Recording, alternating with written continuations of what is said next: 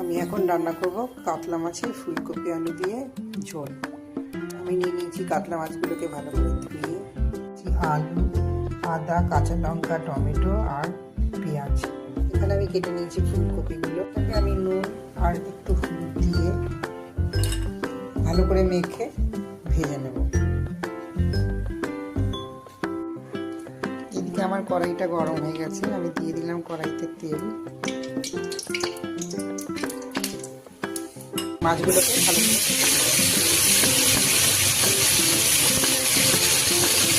হতে হতে আমি মিক্সিতে মশলাটা পেস্ট করে নেব।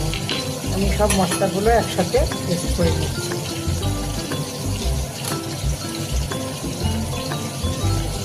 আমি এই বাটিটার মধ্যে ধনের গুঁড়ো, জিরে গুঁড়ো আর লঙ্কার গুঁড়ো দিয়ে একটা পেস্ট বানিয়ে নিলাম।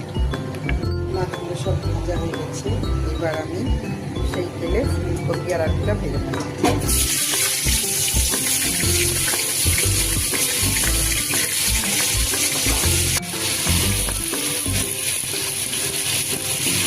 একটু নুন আর সামান্য একটু হলুদ গুঁড়ো মিশিয়ে দেবো। ফোড়ন দিয়ে দিলাম তেজপাতা, দিলাম একটু জয়িত্রী আর দেবো কয়েকটা লবঙ্গ। আমি অল্প একটু পেঁয়াজ কুচি,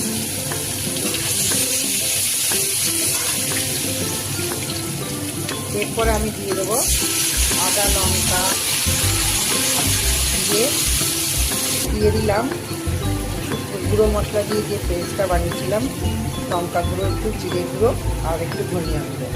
এবার আমি এটাকে ভালো করে নেড়ে কষিয়ে নেব। মশলাটা কষা কষা হয়ে এসছে, এর মধ্যে দিয়ে দেবো অল্প একটু চিনি। চিনি দিলে পরে একটু ঝোলের কালারটাও সুন্দর হয় আর তেলটাও ছেড়ে আসে।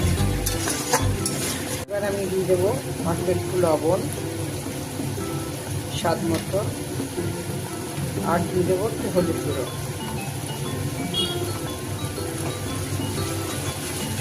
ওটা বেশ কষা কষা হয়ে এসছে, এর মধ্যে আমি দিয়ে দেবো ভেজে রাখা আলু আর ফুলকপিটা। এবার এটাকে আমি ভালো করে একটু কষিয়ে নেব।